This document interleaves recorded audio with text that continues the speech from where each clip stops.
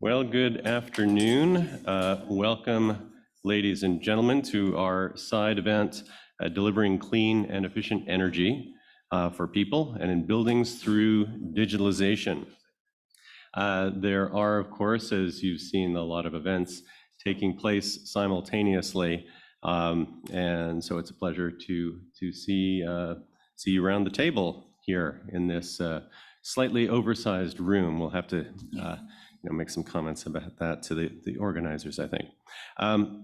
I'm Jonathan Sinton. I'm head of Secretariat of the Energy Efficiency Hub. The Hub, as most of you probably know, is a global government-to-government platform where members help each other raise their game on energy efficiency. There are 16 members, 8 of the world's 10 largest economies, responsible for about 60% of primary energy consumption. I'll say a little bit more later about the work of the Hub, which is co-hosting this event with the European Commission's Director General for Energy. But first, we're here to talk about the role that digitalization plays in fostering the clean energy transition. Just to focus for a moment on my favorite topic, efficiency.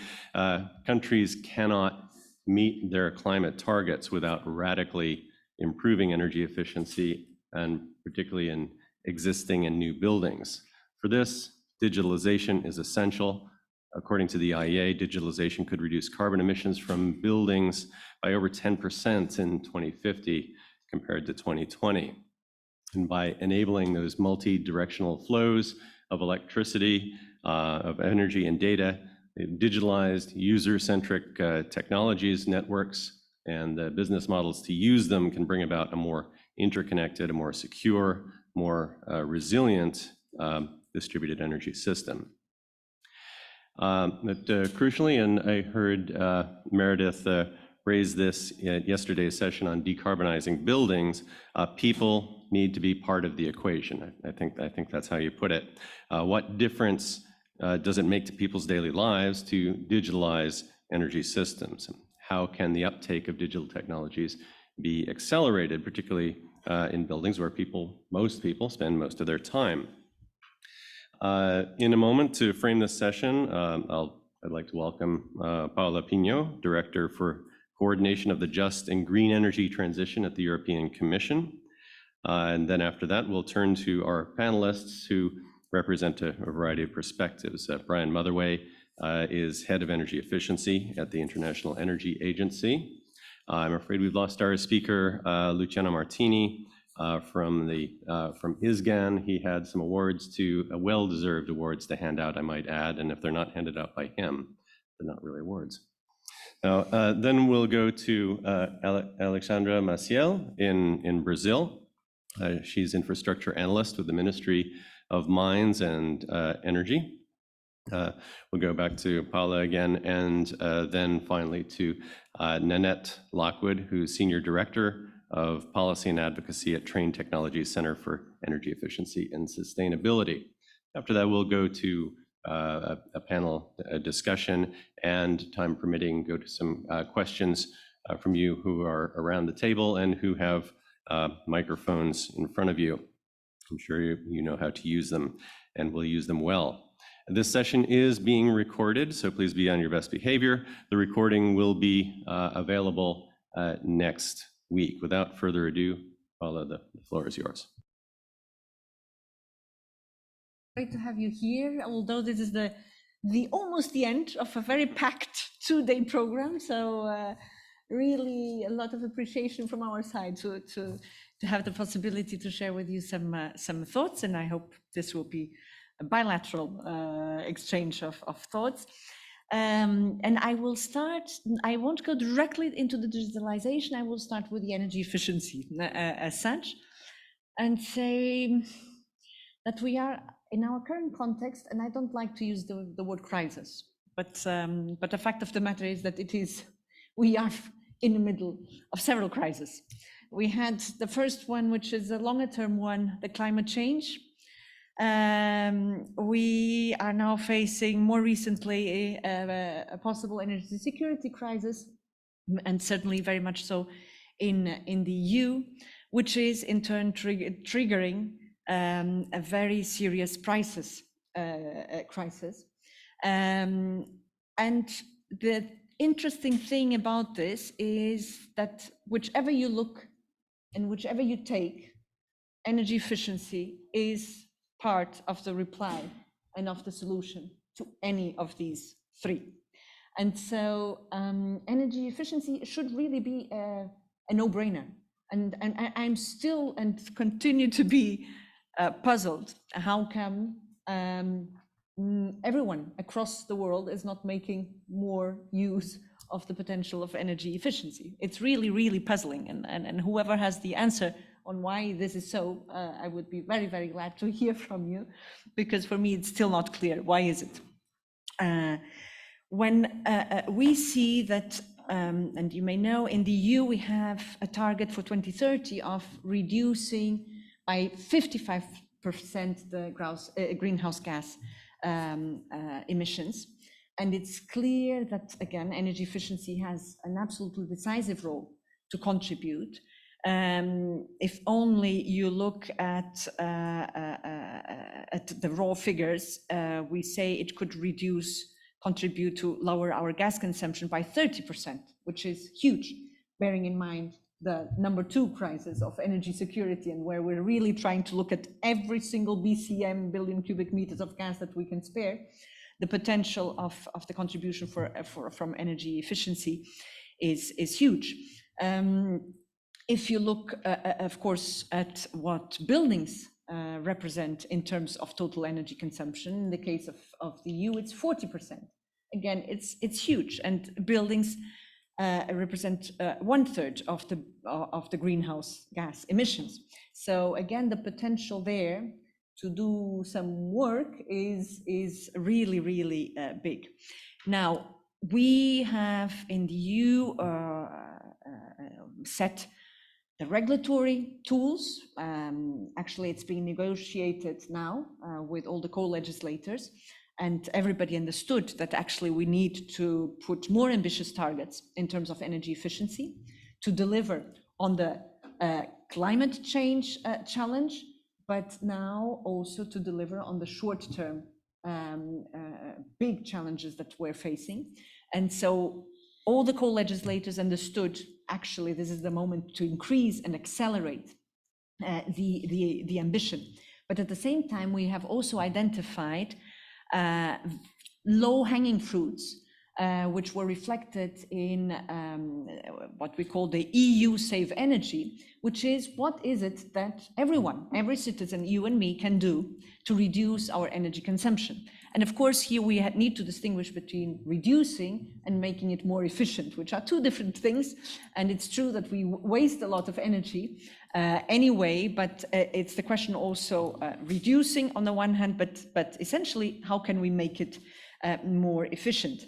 And in this sense, you will not be surprised to see that in August, we adopted an emergency piece of legislation asking all the countries across the EU to reduce by 15% the consumption of gas. And last week, the European Commission put forward a proposal to the member states to reduce electricity consumption by 10% between now and the end of the winter. And there, really, the idea is to seize all potential.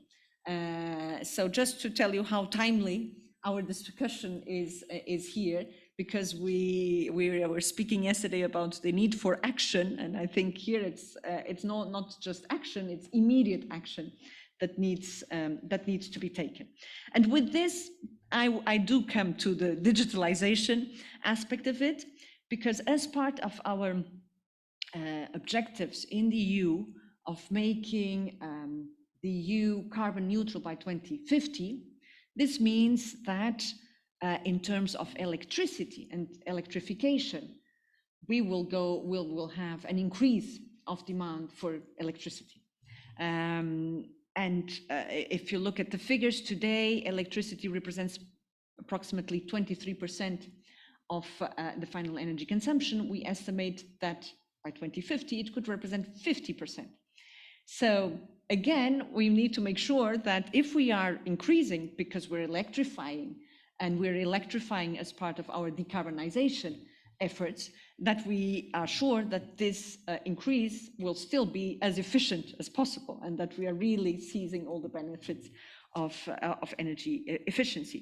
And that's where digitalization comes in, because digitalization really has the power and the potential to seize the efficiency gains that can be obtained in the whole of the energy system, in the whole supply chain from A to Z. If you look, for instance, the smart building technologies, as was mentioned already, and you mentioned, what is your figure for the potential of the smart buildings reduction? It's over 10. Over 10%. Oh, over 10%. Yes, I believe it coincides 11 point something. with what we have. So big, alone in smart buildings, if we manage to roll them out. And when we speak of smart buildings, is the building automation, it's the monitoring of the heating and the cooling, the hot water, ventilation and lighting, a number of things which can come very handy to any of us, but also in the commercial buildings, even more so.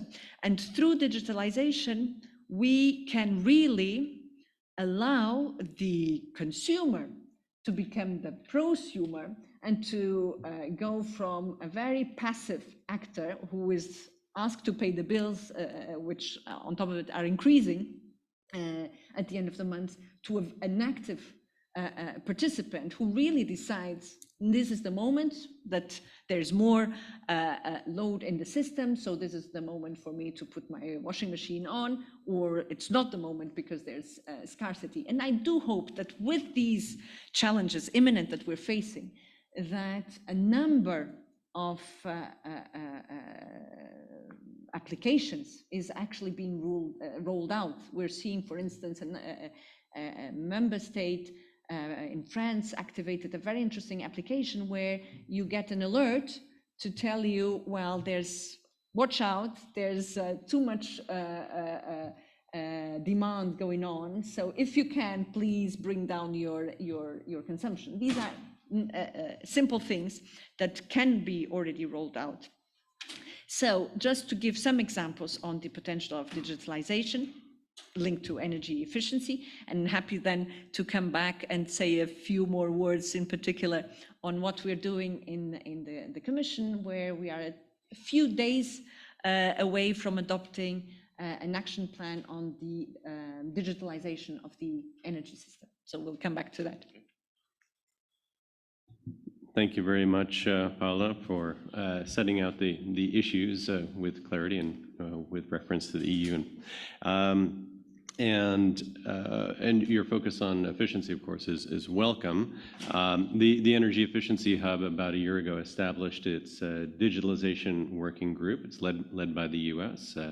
I see Rob and Meredith and Jack here. Thanks for coming. So about half of the other members of the hub are members. So it is among the most has the most members among the task groups. It's a platform for members to learn from each other's experience and best practices.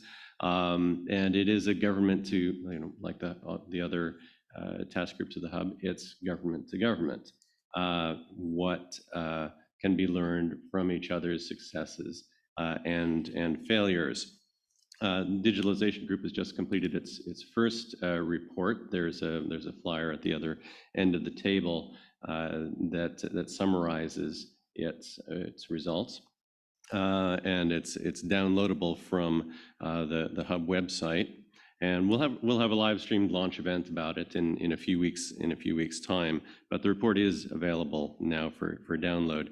The first topic that the Digitalization Working Group chose to tackle was buildings, and this is it's an analysis of the gaps both in technology and in policy, and an examination of case studies from the participating countries in how things have gone in some of their earlier efforts. And the idea, this is a step towards preparing a roadmap for members, or the sort of elements that each of the participants could use in rolling out digitalization for energy efficiency. We'll hear a little bit more about this from Alexandra when she speaks. And the Digitalization Working Group is although it's government to government, it recognizes the crucial role of the private sector, and so has been engaging key firms represented here by Nanette, so like Train, and so we look forward to hearing from you as well. Now let's go to the panel, and Brian, I'd like to start with you for your perspective on how digitalization can contribute to a people-centered energy transition. Thanks. Thank you, Jonathan. Good afternoon, everybody, and thank you to the Hub and the European Commission for organising this event and inviting me to participate. It's great to be here, and it's great to mark this occasion collaborating with the Energy Efficiency Hub. We collaborate with the Hub and its team daily. We're delighted to host the Secretariat of the Energy Efficiency Hub at the IEA, and Jonathan and his colleagues are doing excellent work. We're very pleased to be working with them. And of course, it's great that, led by the US, the first new task group of the Hub is on digitalization, is already producing very good discussions and now very good outputs as well. And so it's a very nice moment.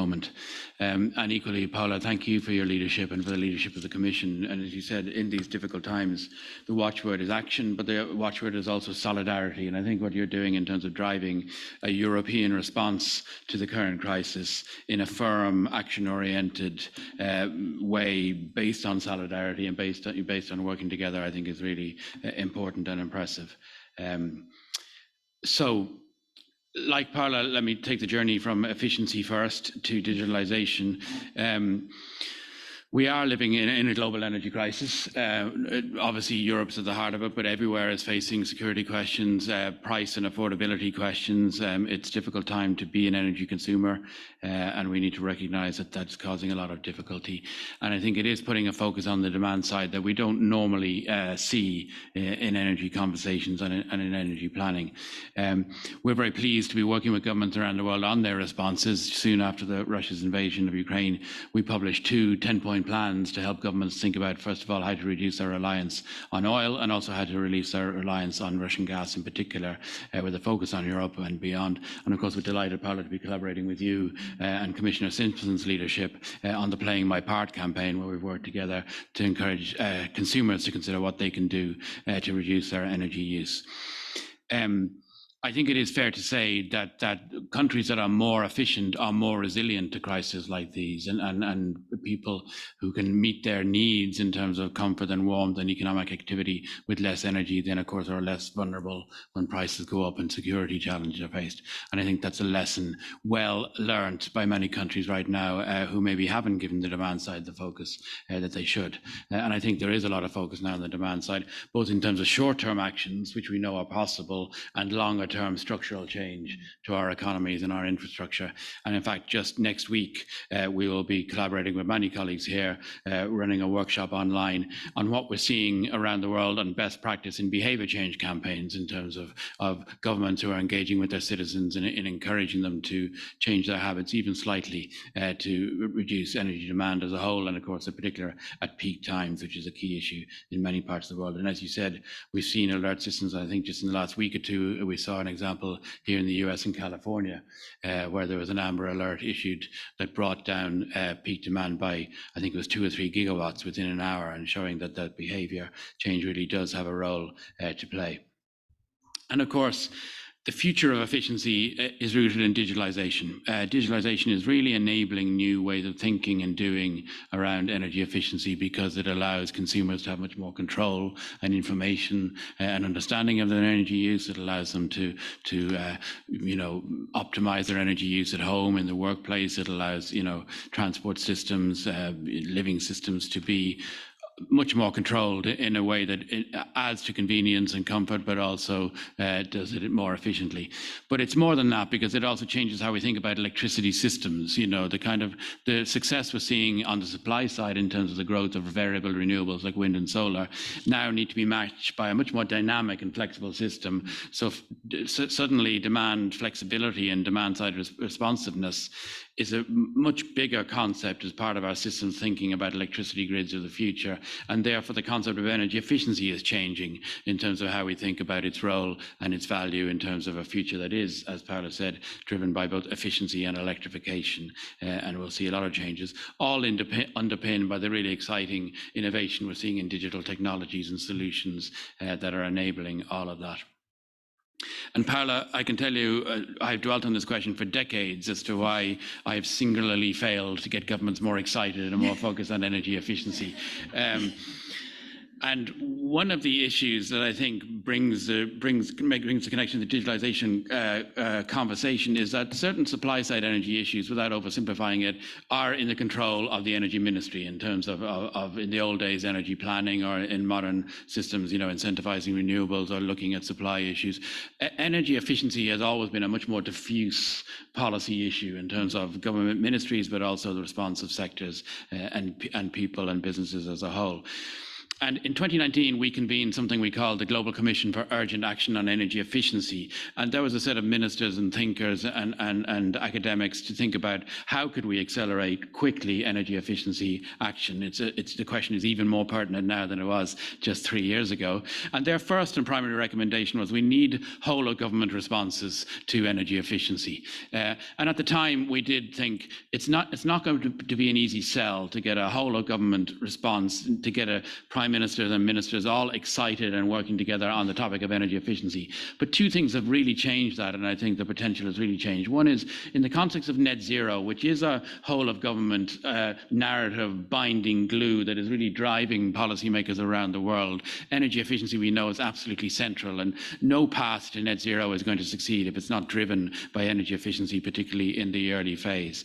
And secondly, of course, the crisis now means that we have a discussion about energy in society and energy demand in society that really we've never really seen before, and therefore an opportunity for political and policy response. So I think if there's ever a moment for a whole of government response to energy efficiency and therefore digitalization, we are at that moment right now. And that's why these conversations are really crucial, to give policymakers the tools that they're now clamoring for to take those actions that are necessary. And then finally, the third watchword in our title, which is people.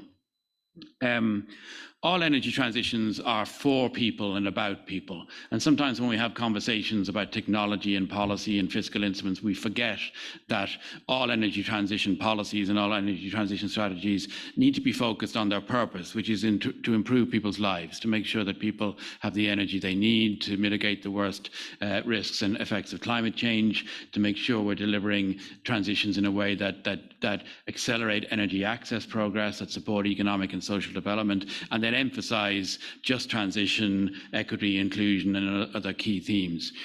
And in that regard, digitalization is a great enabler because it can open up new opportunities, as I said earlier, for people to be more comfortable and healthy in their homes. It's a really important area in terms of jobs and skills of the future, and it's a really important enabler of making people's lives through clean energy transition actions. But of course, it doesn't come without risks and downsides. And we need, when we talk about the really exciting opportunities coming from digitalization, we need not to neglect questions like cybersecurity, privacy, and of course equity in terms of the digital divide and access to technologies and access to the benefits of those technologies. And therefore, that also needs a whole of government response. Digitalization needs energy ministries talking to industry ministries, talking to finance ministries, talking to housing ministries in just the way that energy efficiency does. And that's why I think this unique moment in 2022, where we have two very, very urgent imperatives around climate and clean energy, and energy crisis, security and price, it's the time for efficiency and digitalization to come together and offer solutions that are people-centered, equitable, and really impactful in terms of addressing the issues that we face. And that's why I think the kind of global collaboration that the Energy Efficiency Hub is driving, the kind of work that the Commission is doing, and you know, supported by the kind of technical work, the really excellent work that the Digitalization Working Group has already started and will continue, are really essential ingredients of all of that. So really, we're very pleased and proud to be part of these discussions and looking forward to our ongoing collaborations. Brian, thank you for picking out the three crucial words in our very long title and elaborating upon them so well. I'd like to go now to Alexandra, joining us online. Alexandra, the floor is yours. Thank you, Jonathan. Good afternoon, everyone.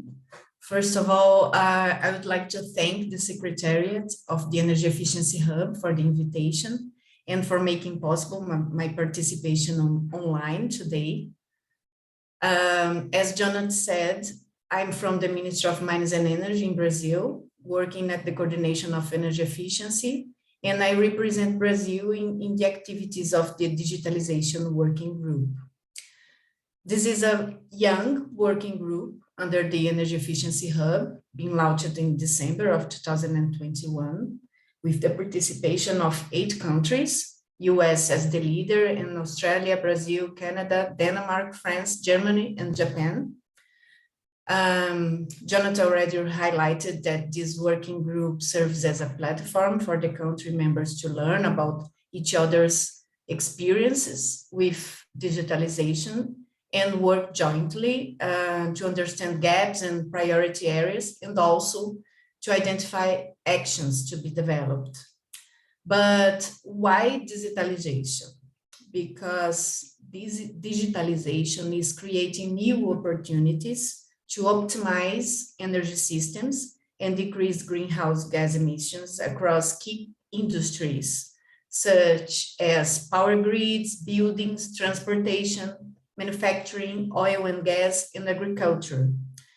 As Mrs. Paula Pinho has mentioned before, among these sectors, buildings are critical to address because they represent 36% of global energy demand, 37% of global energy-related CO2 emissions. And when we talk about electricity demand, it can go up to 50% of the demand.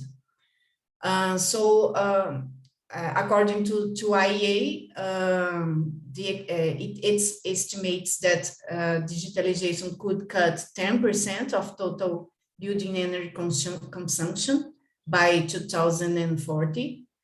And many of state-of-the-art technologies are in the development phase, and multi-sectoral obstacles to their large-scale implementation persist. So overcoming these barriers will require major developments through both regulatory and technological lenses, in which we'll have to deal with privacy, cybersecurity, which is an important issue to address, interoperability, and data availability and analysis regarding electricity consumption. That is why the Digitalization Working Group developed some works that culminated in the report on digitalizations for the energy efficiency of buildings operations, lessons learned from the Energy Efficiency Hub Digitalization Working Group. So this report is being launched now. So as mentioned before, it's been launched now in September and is already available in the Hub's website. Before that, a literature review was developed in February this year on large scale barriers and research gaps for digital technologies for building energy efficiency improvements. And in July, we had an interim report on policy and technological barriers or gaps. So in this report that's being launched now, technological and policy gaps could be identified, and country policies or programs case studies were incorporated based on presentations and interviews made with member countries. In case of Brazil, we don't have much concrete examples regarding policies and programs for digitalization in the building sector. However, we were able to share a very interesting study that was published here in Brazil, in which we developed, we've tried to establish a kind of roadmap for the adoption of different technologies according to different stages of the building construction, such as the design stage, the construction stage, and the operation stage. So it tries to connect which kind of digital issues are more related to each of these stages, and which would be the demands. For us, it's been very fruitful to be a member of this working group, because we can share experiences, learn with each other in such challenging field. And the next steps of the digitalization working group are very exciting as well, with the launch of its website next month in October. And in November, it's expected to be released a roadmap highlighting best practices and lessons learned from the working group.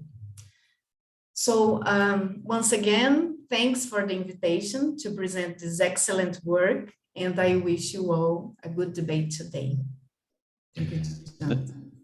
Thanks, Alexandra. We will come back to you. There may be some questions directed to you, and perhaps you'll have questions for those of us here. So I'd like to turn back to you, Paula, for some to delve a little bit more deeply into the action plan without giving away too much before next week's launch, of course. Thank you. I'm sorry for having to listen to me again. But so just as a small teaser, appetizer for the digitalization of the Energy Action Plan that I said we're bringing forward next week. So the idea and the context is that the new technologies in terms of digitalization really open new perspectives on how we manage the whole energy system. And be it from the way we produce energy to the way we consume energy, but also on the way between the production and the consumption, the whole infrastructure, and how can digitalization come in. So if it's true that it can help us really, as I had given the example before of managing our electricity bills, because we have an active tool that allows us, for instance, through smart meters, to know exactly how much I consume when, and how that relates to the production and availability of the electricity in the grid. It allows me to go even further if we have, and this is the first element that I would disclose in terms of pillar of this digitalization of the Energy Action Plan, which is crucially data access and exchange. So how can we make sure that all this wealth of information, of data that is being produced when electricity is being produced, but then also when it is consumed, how can we make sure that we make something out of it, valuable, that can really be to the benefit of the consumers? So data exchange, so first of all, it's about having access to the data. Then the second step is exchange the data. And the third one is, of course, to analyze the data and know then how to best use it for efficiency gains. But here there's a whole set of work that needs to be done to make this possible. And needless to say, already the very first question of the access to data is very sensitive, and not everybody is keen on having, God knows which companies having access to my data in terms of how I go about the consumption of electricity in my home. So you really need to build a context of trust in order to have the citizens adhering to it. And Brian, you mentioned people. You can have the best policies in place if you don't have the citizens adhering to it, and they adhere if they trust, then you can simply forget about it. So already this first element is one that provides us with a lot of work. The second is, of course, you have to invest. So investments in smarter and more digitalized systems are absolutely crucial. And then it's very interesting when you start looking into what it actually means. And of course, very quickly we come to big amounts, investing in the digitalization of the energy system, and we look into very concrete examples. And there was, for instance, an evaluation which was done in a city in Germany, and they put together these two different costs. How much does it cost to provide for smart charging, which allows me to decrease my demand? And they say, well, would require about 2 million euro investments in smart charging, compared to how much would it cost to reinforce the grid to cater for an increasing share of electric vehicles in the city. And that would be 20 million. So you always will need to put into perspective what is it that you need to invest, but as opposed to the cost of non-investment to achieve the same result. And then you're already a bit more reassured. But so investments, a very key pillar of this action plan. Third, but I already mentioned, and it should be actually overarching, is the citizens and the need to empower the citizens, the need to create the conducive context for trust. And this means information, a lot of information. What does it mean? What's in there for me as a consumer in terms of the efficiency of smart appliances? If I'm giving my data, what is it that I'm getting in return? And again, this has to be underpinned by a lot of communication, information, and at the same time, guaranteeing that the data that I'm disposing of will not be abused, that there is a regulatory framework which will provide for confidentiality, for privacy, and so that my data are being used but not abused. Then a fourth element is, and we come to the other side of the coin, one aspect of the digitalization are the opportunities it brings, but then the other side of the coin is the challenges that it brings. And here, as Brian mentioned already, for instance, the question of the cybersecurity, because of course the more, the broader the surface of electrification, the more exposed we are. So obviously, we will need to tackle actively and proactively these risks in terms of cyber. And that's another big element that we're covering and identifying what exactly needs to be done to cater for this risk. A fifth is still linked to the challenges of digitalization, which is that we're talking here about the potential of digitalization for energy efficiency, to seize the potential of energy efficiency, but guess what? The whole digitalization per se brings a lot of increasing consumption of energy. If you take, for instance, the ICT sector, which represents really a very big share and an increasing share of electricity consumption. Think of the data centers, for instance, which are due to become amongst the biggest consumers of energy. So how do you go about this? And again, here, how do you really make sure that, for instance, the energy used in data centers can be reconverted, used in district heating, for instance? How can you ensure some circularity in terms of the data of the electricity use? So here we're looking, of course, into eco-design requirements, in making sure that we have the tools to make sure that, for instance, electronic displays have an energy label, which can tell you as a consumer what is the consumption of this electronic device. We're working, for instance, also on energy labeling for computers. So again, that to provide as much information as possible to the consumers so as to allow them to indeed take informed choices and have a say, an informed say when they make their individual choices. So 5 key pillars of this action plan. And if you want to know more, very, very soon you will be able to do so. On Wednesday, this should come out, and I hope it will be followed by a lot of communication. And I count also on you with your respective counterparts to make the best of it. Thank you. Thank you very much, Paula. Certainly, I'll be tuning in, and probably a whole lot of people around the world, because this has significance not just for the EU, but and for neighboring countries, and really setting an example. But of course, the challenges are not just for policymakers.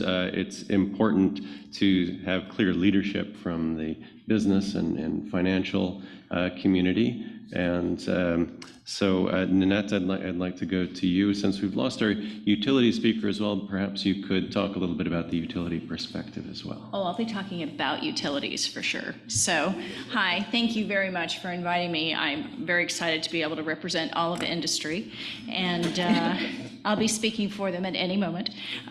But we are, Trane Technologies is a very large multinational company, and our business is heating and cooling buildings and transport. So we do it all over the world. And we have been what we call a climate innovator for a while, because we've been doing climate commitments. And so the first one we finished early, so of course we made a bigger one in 2020, and that is to reduce our customers' emissions by 1 billion metric tons by 2030. So as difficult as that sounds, is as difficult as it is, I can tell you. So the first thing we did is start digging into data, because we needed to understand what we were selling our customers. And then we had to figure out where we were selling it. Not all climate zones are equal. So we created climate zones around the world to try to figure out the impact of energy, because heating and cooling systems represent about 40% of the energy from a building. So we're part of the problem, we get it. So we're trying to solve that. So now, not only do we look at energy efficiency, because that immediately reduces emissions, but we also look at the carbon intensity of the grid, because not all grids are created equal. And our biggest challenge is that those hourly emissions rates by utilities don't exist. They don't even know how to calculate them. Some of them do now. Most of them won't talk about it. So we buy that from a third-party provider, and they don't have it for all the grids. But if you don't know what the grid looks like, and you're trying to decarbonize a building, how do you assure the building owner that they're getting what they're paying for? You really can't. We have all kinds of technologies out there today. We can do demand shifting through energy storage, through thermal storage. And that basically says you're going to use most of your power consumption at night during base load. Well, that's great as long as base load is lower emission. So there are technologies out there today, and the General Services Administration just put out a report from the Green Proving Ground that talked about the building controls will save you 10% of the energy. And it will reduce your costs as a building owner by up to 12% annually. So that's a big deal. Building controls are a must. But if you're in the building controls business and your goal is to reduce emissions, what do you need? You need data from the grid, but you also need to communicate to the grid. And when you're communicating to the grid and you're opening this dialogue, you basically are introducing what we call demand response, right? You want to be able to help the grid. You're treating the building as a battery. You want to help facilitate the reduced, consumption of energy as well as the reduced emissions. And demand response from a utility perspective is heavily discounted because they view it as, well, it'd be nice if it's there, but we're not going to be sure it's there all the time. So we're not giving you a lot of credit for that. So we need demand response to be considered capacity. So all utilities have to build enough infrastructure to be able to, meet the hottest hour in 10 years.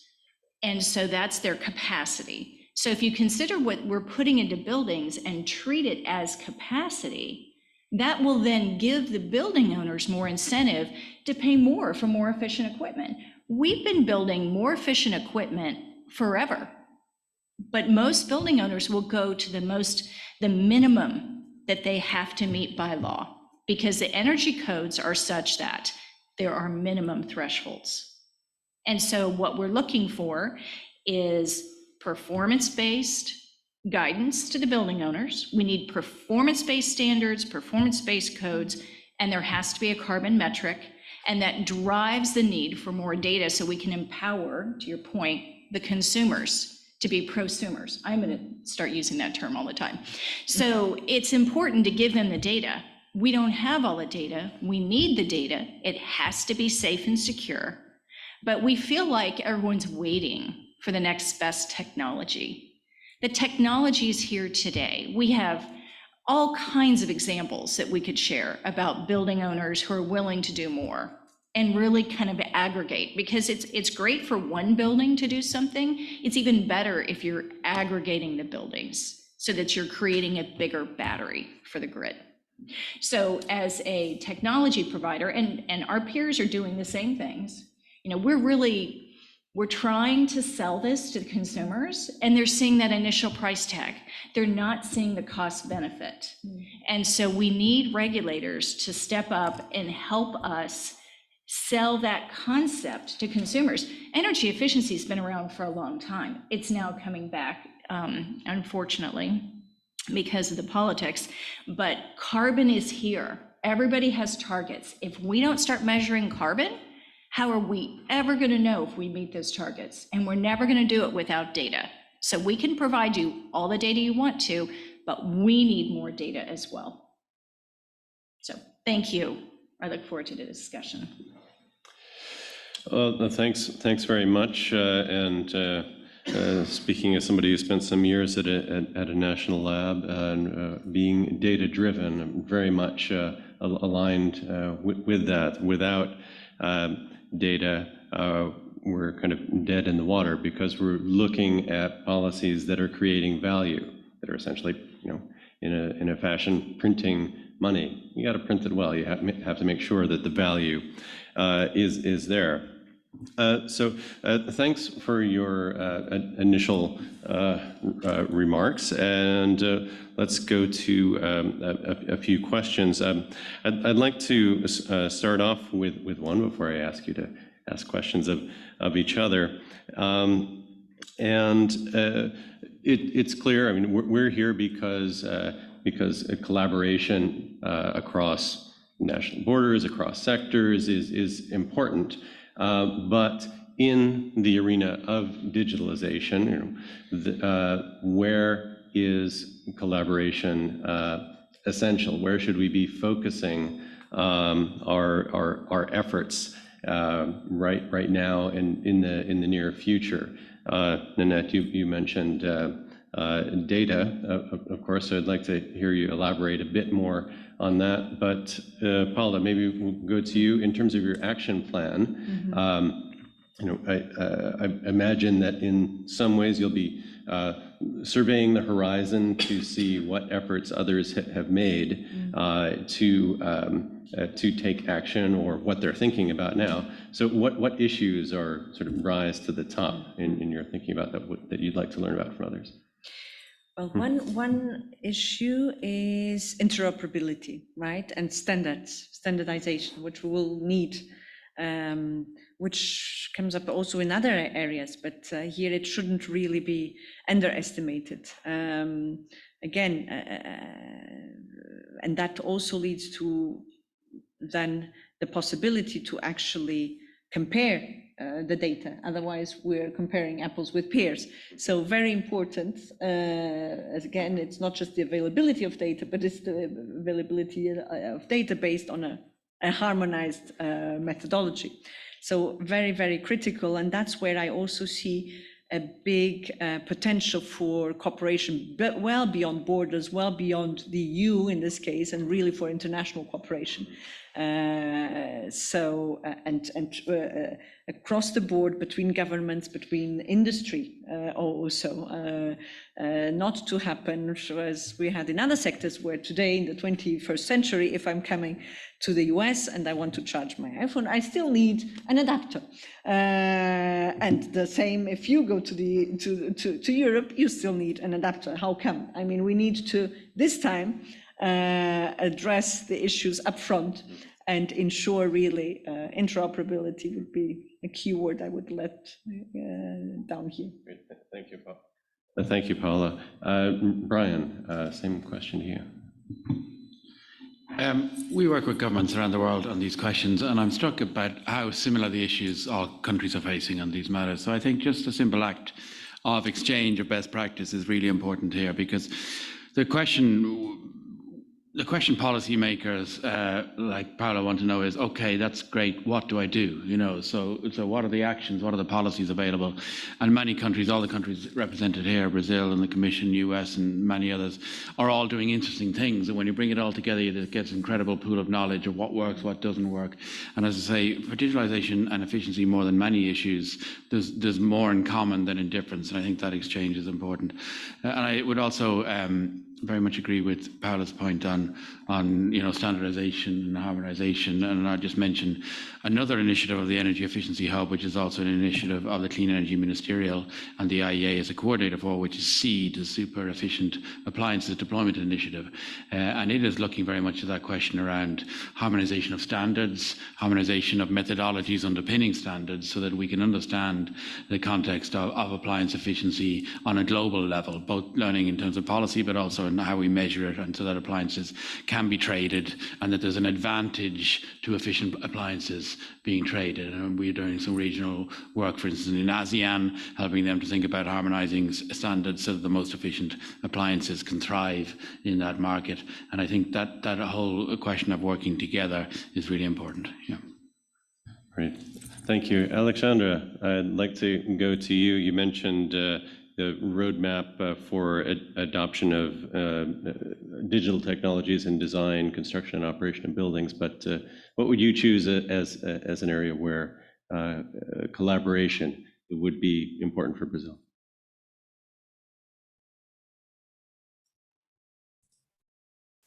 Well, I think that study helped us to understand more about other stages of the building when we talk about measures of energy efficiency and also about digitalizations. We are all regarding buildings, we are always thinking about the operational stage of the building, and we could notice that the design stage is very, very important in order to be more effective in the performance, in the energy performance of the building. And regarding the design stage, there are several tools and digital tools that can help us to integrate energy efficiency strategies into the design. And the BIM methodology is very, very strategic for that. And I think it would be a very interesting opportunity to share ideas about how to integrate this way of thinking into the design, mostly because we notice that when we are talking about buildings, it's very, very important that design is well done from the beginning, because if not, we are going to be just fixing what we already have. And for that, we have to start thinking on how to integrate these tools and to integrate this way of thinking into the design, not only considering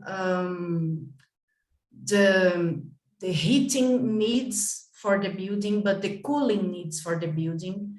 Now we can notice that in Europe and other high latitude countries, they are needing more and more, they are suffering more and more with the heat. And I can tell you that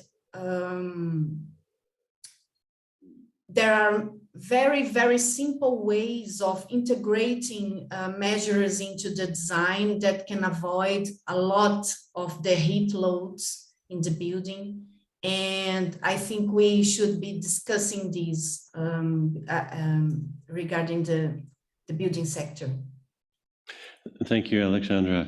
And Nanette, I'll pose that to you. I'm going to make that very quick because I know we're running out of time. So I do agree with all of it. But what I would say is I think the most immediate concern is existing buildings, because we know that new buildings are easier to change and implement. We've been doing that for a long time.